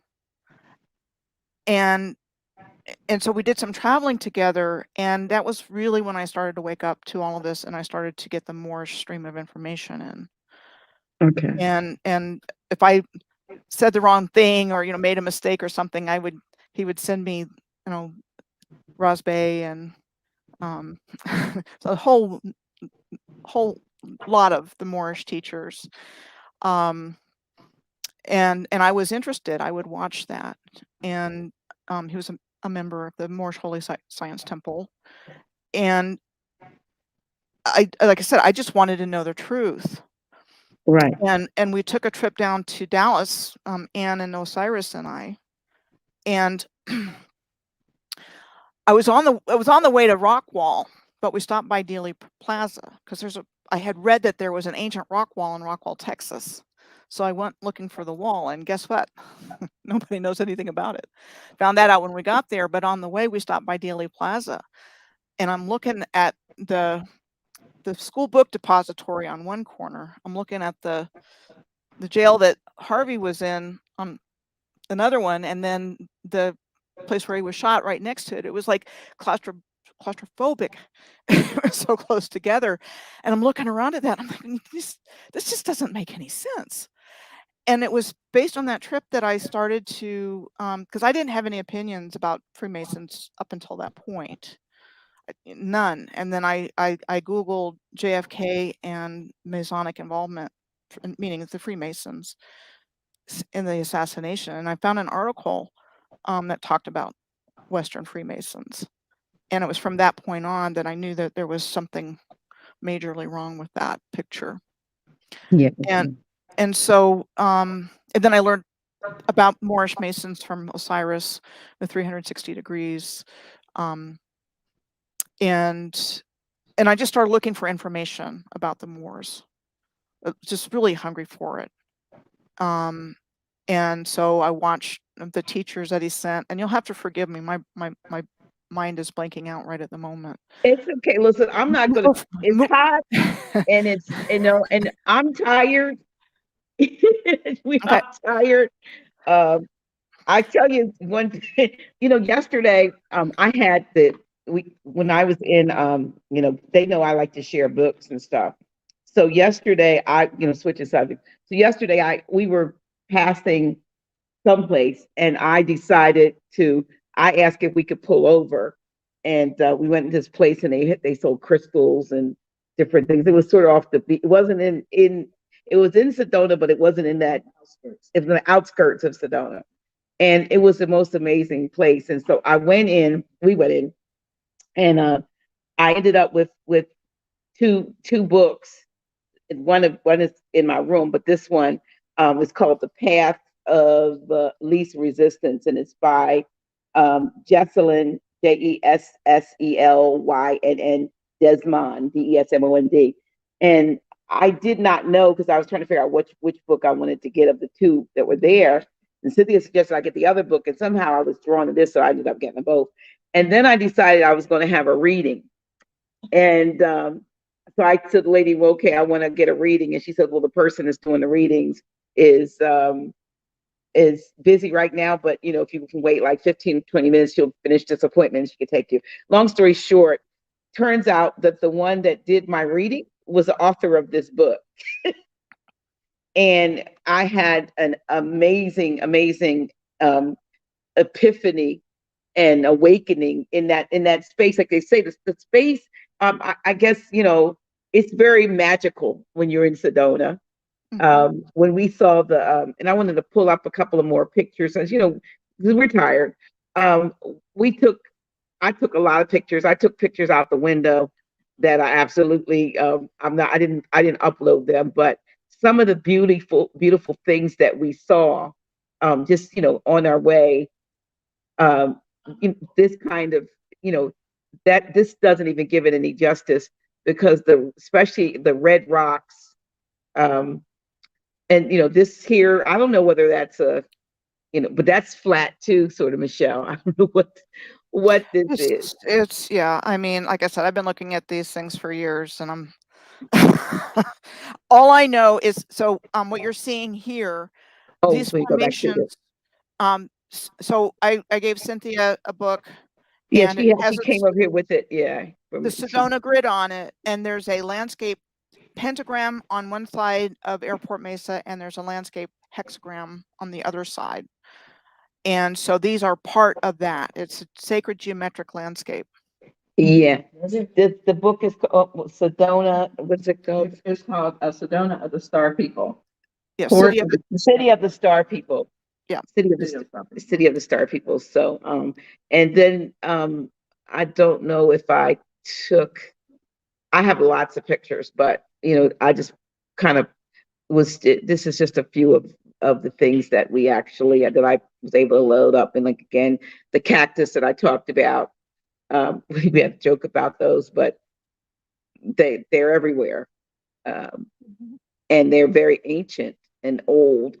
And this, Cynthia coming out of where we are the house that we are here for the tenant, reminds me of the large doors. You know how the various architectures had these huge doors, and you're like, why did the doors have to be that tall? Except that there were tall people probably going through them. This is probably nothing compared. But when you look at Cynthia closing the door, we're getting ready to go, coming out of the house. But in terms of the magnitude of what we see in some of these pictures, it speaks to the fact that there, as you said earlier, were giants.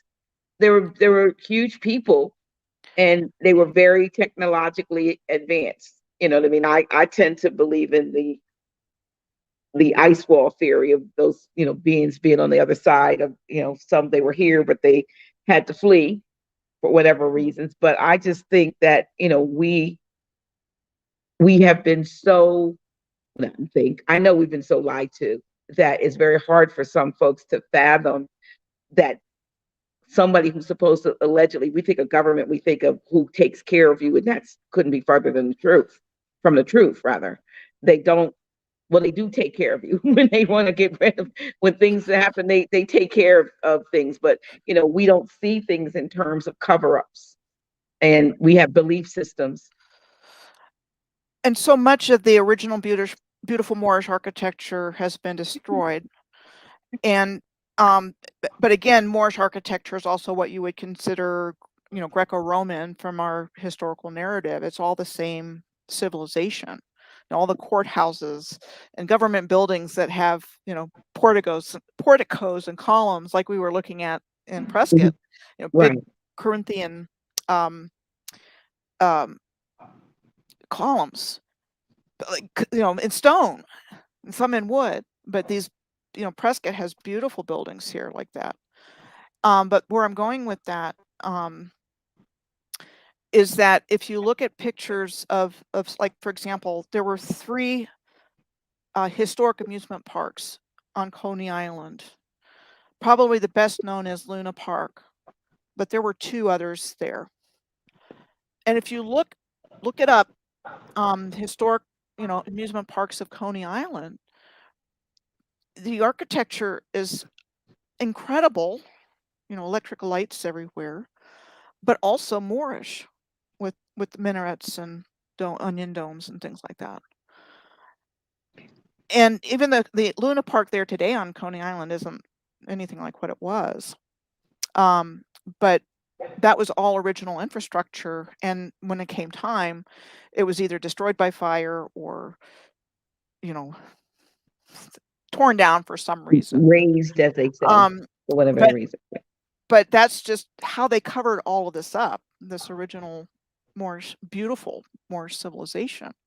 They misattributed it and said this architect, McKim, Mead, and White is a big one, built these beautiful buildings. Or there was some builders of theaters in the Midwest, the Baller Brothers or something like that. And you look at the theater and it's clearly Moorish.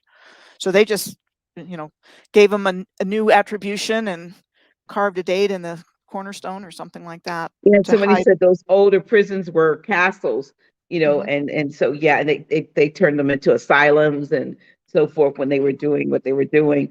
Somebody was trying to justify that doctor that saved all of the babies in in Coney Island area during the New York World's Fair, but they were actually, I don't believe they were saving babies as much as I believe they were, creating something that was being, put out there to repopulate with their own, ideology. But I don't believe that 6,500 women gave their babies up to be put saved in circus show, in sideshow type situations. The cover story was they were premature babies, and that was the only health care that was available to them. Absolutely, but that's sideshow attractions, and those were called infantoriums. So if you look that up, and I have some information on that. And when they the thing that they created, like the birth certificates, or certificates of whatever creation, they said that's where the Cabbage Patch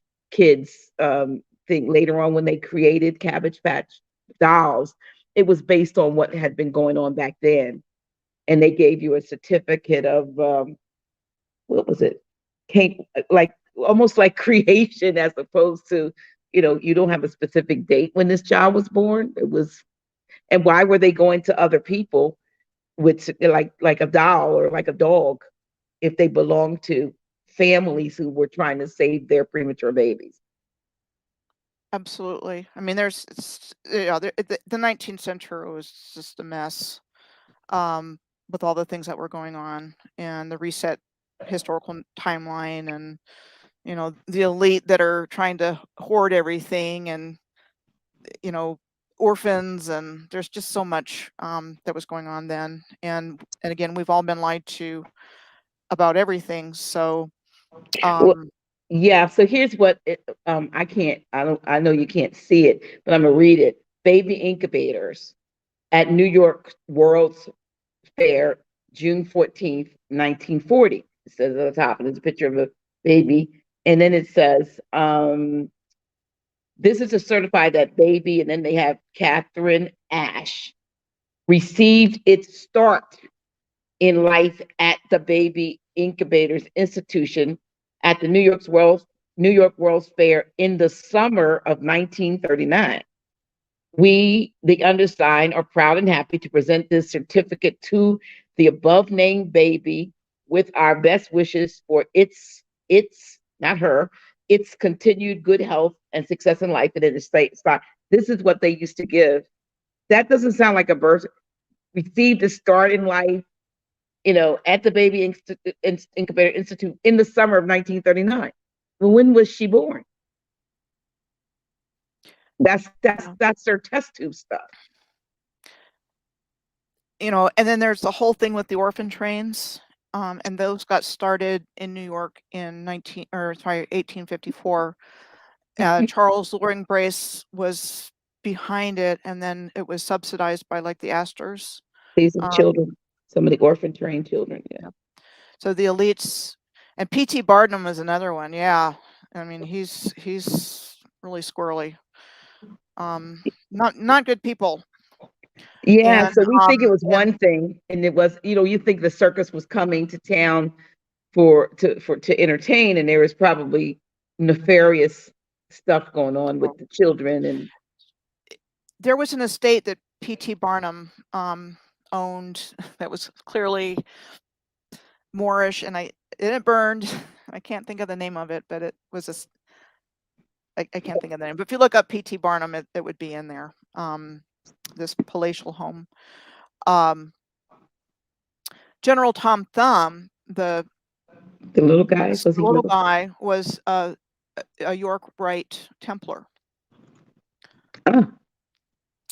And I couldn't find whether or not Barnum was a Freemason, but he had a lot of connections. So that wasn't clear. Sometimes you can find it right away, and sometimes you have to look around. So I do have a lot of information in my head and a lot of information in my blog, but a lot, there's just so much history that's been faked or misrepresented. But let's say 1870, a lot going on in the 1870s. And one of the things that was going on was the dime Western. And the most popular ones were published by a Freemason, and they were targeting boys with this whole idea of the Wild West. The dime Westerns went into like pulp magazines and things like that. P.T. Barnum and others were involved in dime museums around that same time. And think of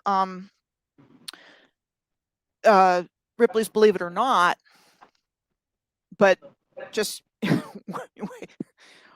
way down from that in terms of freak shows and things like that. I mean, they just wanted people focusing on the lurid and the weird and the strange, the tattooed lady or the bearded lady or the skinny man or whatever. That's what they were seeding human consciousness with during that time. So when the circuses came in, it was the same idea. Distract them, give them bread and circuses, and don't let them focus on what's really going on here. And by this time, I'm sure they're repopulating with their new version of humanity and light and skin color or whatever. And because I think there was a lot of social engineering going on with that, social and human engineering. And so all those things were coming in, and I bring that up because of the circuses, and that was part of it too. And then the high flyers and the wing walkers, and, the crazy stunts that people were doing, like look up there, don't look here. But they were just lowering consciousness. And during this whole time period, starting in the early 1800s, they were bringing in beer and spirits, distilled spirits. They were bringing in opium. They were doing everything they could to, just ruin people. And if you look at how families like the Forbes family and Astor's, among other things, they got their start in opium and the opium trade. So they were just doing everything they could to start pumping, and they're still doing it, flooding the streets and neighborhoods and everywhere with drugs that shouldn't be there, with things in it that shouldn't be there. And my nephew not too long ago had he was 21 and tried, he was worked with his coworker, and coworker offered him some synthetic marijuana and sent my nephew on a really, really bad trip. And he had never had it before, so he was like curious about it, and it was terrible what he experienced. Wow. But there's probably something in it that caused, and unless his system just couldn't handle it. But he had some very bad ideation as well. He's better now, but it was really a difficult experience. And I'm just saying that because that making the availability of these drugs, and we were talking about food. I mean, you don't even know what's in them. Yeah, before we go, I don't know if you have any thoughts about, a lot of folks are talking about October 4th and what is supposed to, I don't even know I haven't paid attention enough to know what the heck they're saying October 4th is supposed to be about. I heard somebody say that it has something to do with the going into the fall, well, what is it? The spring fall equinox. What is it? The equinox? I guess we are coming back to the equinox. Which just passed. I don't know what the October 4th significance is supposed to indicate. Do you have any thoughts about that or knowledge of that? I have some thoughts, and I am hoping, but I've given up on predicting, and I've given up on dates. But it might possibly have something to do with Nasara Gasara and a new financial system to replace the Federal Reserve. I don't know. I just honestly, I believe with all my heart they're not going to get away with what they did, and so I'm waiting for their downfall anytime. I've been awake for a long time, so it's like, hurry up, it's not happening fast enough.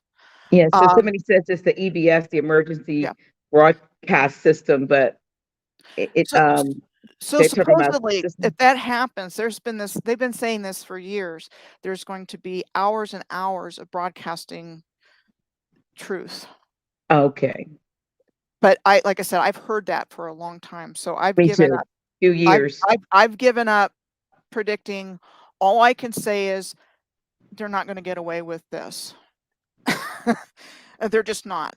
And there's somebody asked a question here. So I'm 60. I just turned 60, Rose. And I've always had I unplugged from the Matrix a long time ago.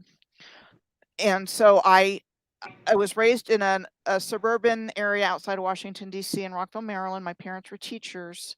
They both had a Southern Baptist upbringing. I went to church. I'll make it quick, Dr. G. I went to church sporadically when I was growing up, but I never, it never really resonated all that much. But I joined the Army when I was 19. And when I joined the Army, I just broke away from all of that. And I started following my path. And so I never had to have anything fit a certain preconception or anything like that. And I was always interested in hidden history. And I was noticing things when I was a kid that relate to the original civilization, just in the environment around me when I was growing up. And I kind of filed it away.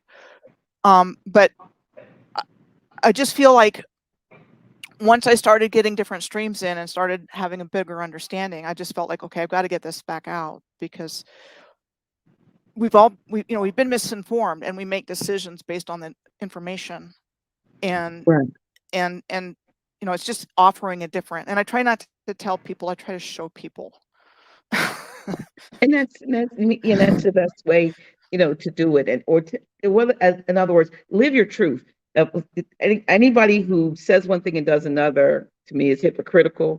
But living your truth, and even if you sometimes you you you end up being like the cheese that stands alone, or like you, Richard Smith, and like they'll call you anomalies because But Richard, who I've interviewed back when I had my blog talk show on High Frequency Radio Network, and I'd ask him, gosh, this was probably 2015 or so, and how did you get there to start talking about the Moors and so forth, and he's like, I've been, he said, I was set back this way. He said, kind of like to stir up, if you will, a start a fire, so to speak. He said, this time I came as a white Anglo-Saxon, so-called Protestant male. And I'm talking about the Moors and this, that, and the other. He said, that's why they set me back this time. He said, but I've been, and I've been this, I've been that. And most of us have had multiple existences. So even your interest at a young age may have been a memory, may have been memory of a time when you were in that, that those eras. And so, something in you was able to identify with what you saw as, no, that's not what it is, because I know what it is. And you've, been on that path ever since, I would assume. Yeah. And I do feel like I have help from the ancestors in terms of the information that comes through. And I also feel like I incarnated to do this work because there's no reason for me to know it. I mean, Okay. In my family upbringing, this wasn't even a part of it. And it's still not. I mean, I can't talk to my family about it. But they wouldn't understand it. Do you think I think we challenge ourselves sometimes to come back into families that it seems like we don't even belong in there because nobody sees anything the way we see it, but yet we have positioned ourselves as a part of the challenge, as a part of the quest in situations where we're growing up as the anomaly, as the odd man or woman out, so to speak, but it's just a part of the game that, and I call it a game because, or the play, that we're, the quest that we're on, making it a little bit more challenging.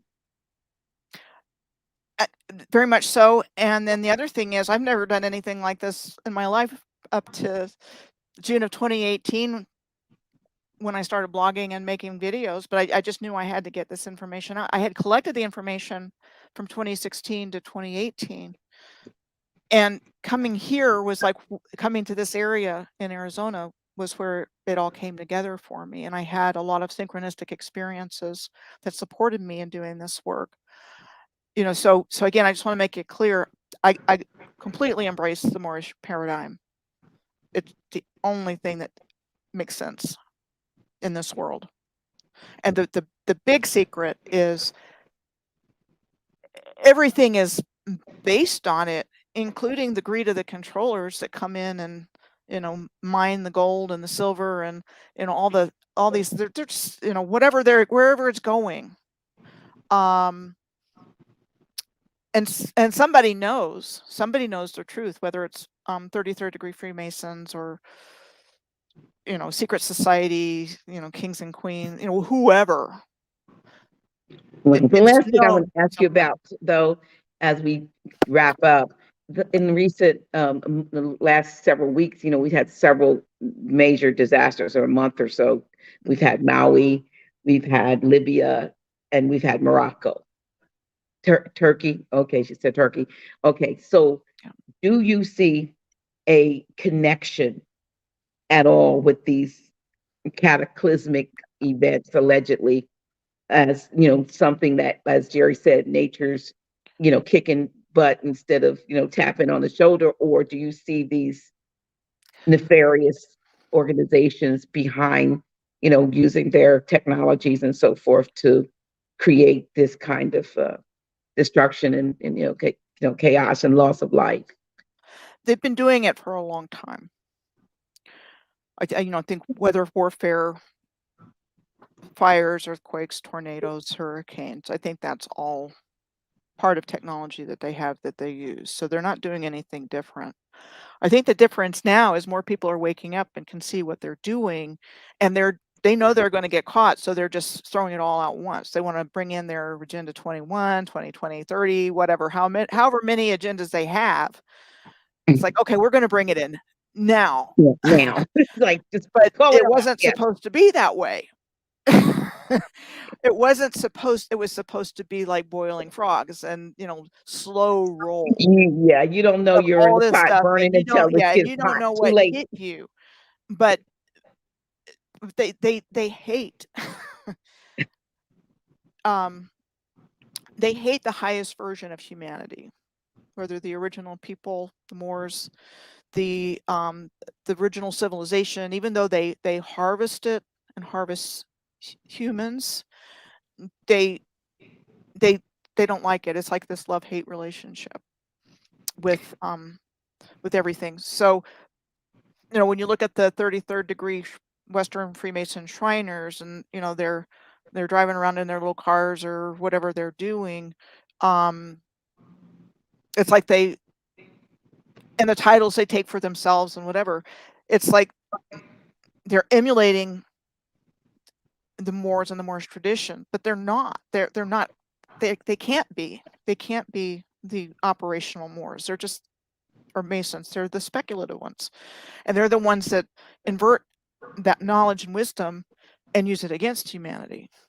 And Right. so they're just a very low vibration thing. But where I'm going with that is they do want to destroy this and humanity.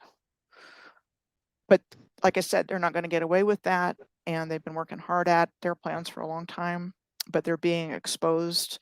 They're being exposed with Maui and the directed energy weapons.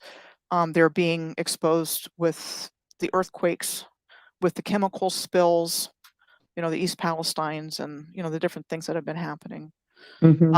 Where it's like, okay, this just happened. All these people were just poisoned, but where's the government? Where's the help? Right. So it's like, it's not good for us. And again, it's as a human race collective, that this is happening, and that they've been lying to us and miseducating us and stealing, whether it's land or wealth. That's all they do is they take.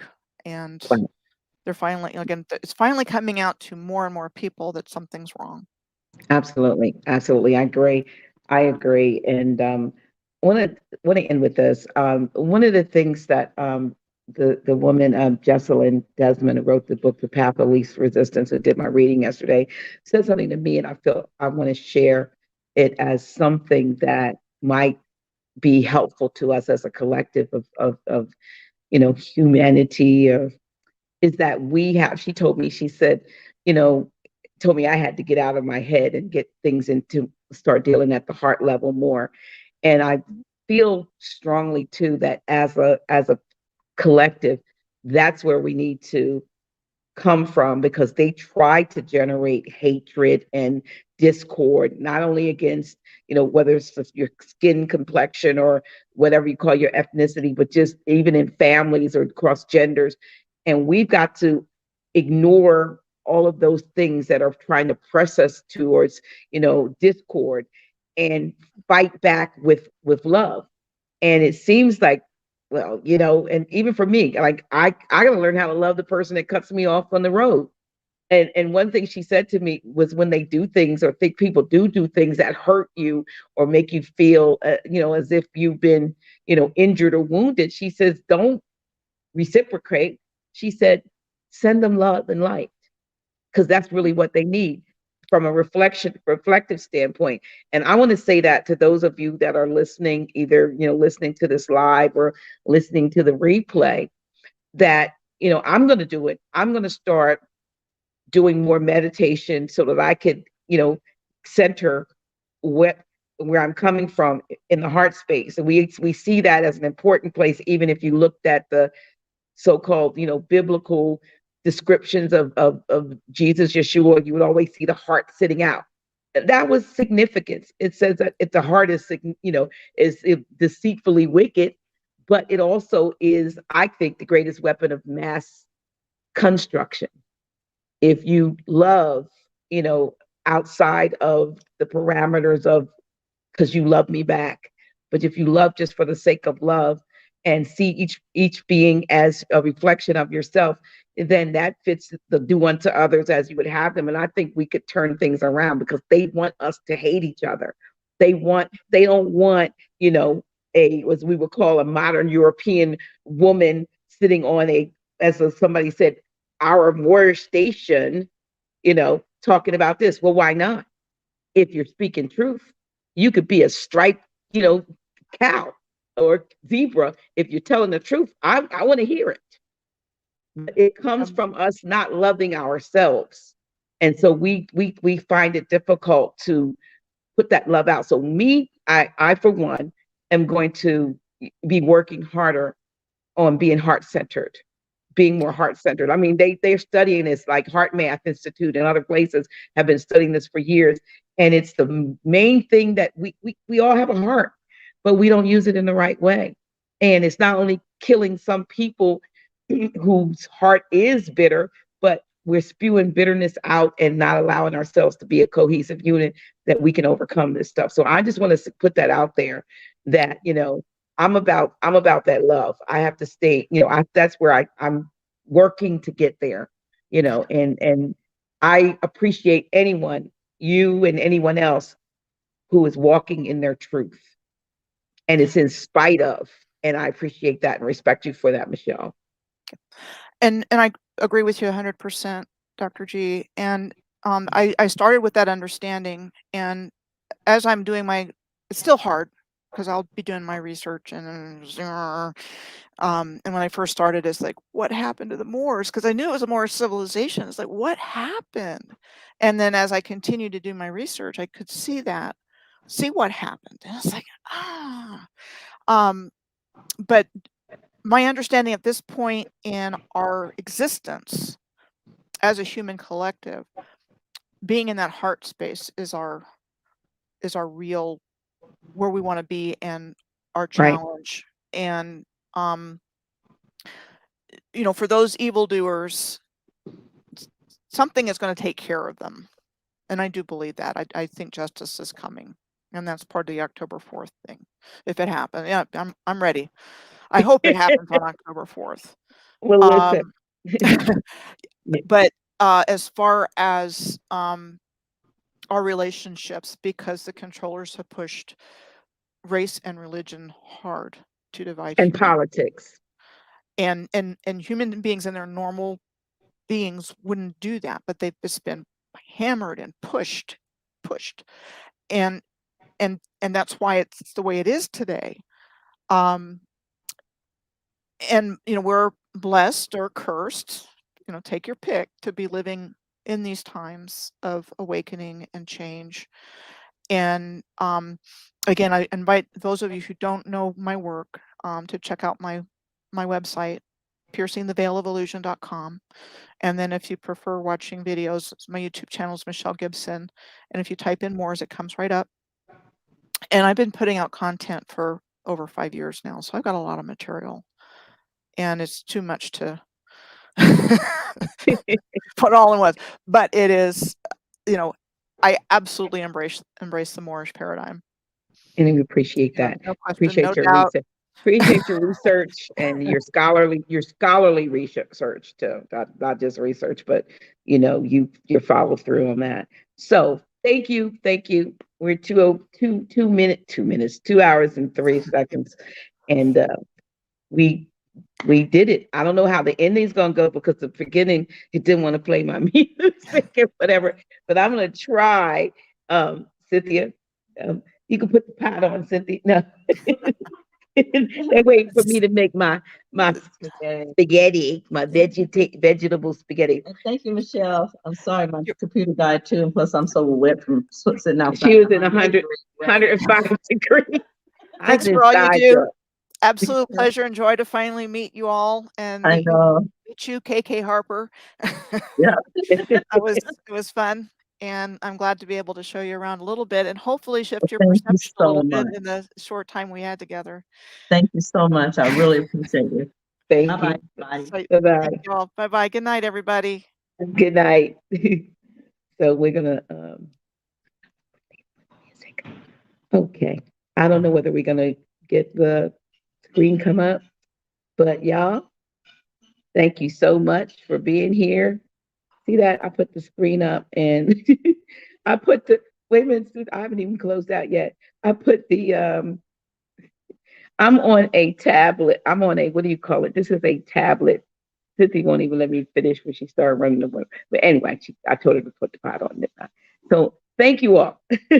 Thank you all for tuning in. And I'm going to see if I can get this music to play. How about that?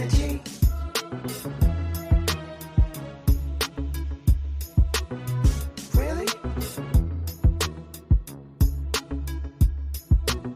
Who's she? Yeah, that's me. Dr. G.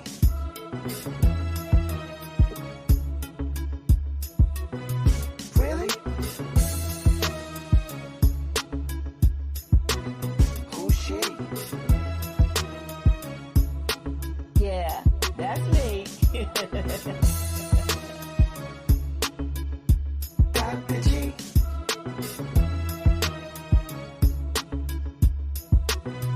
Really? Who's she? Yeah, that's me.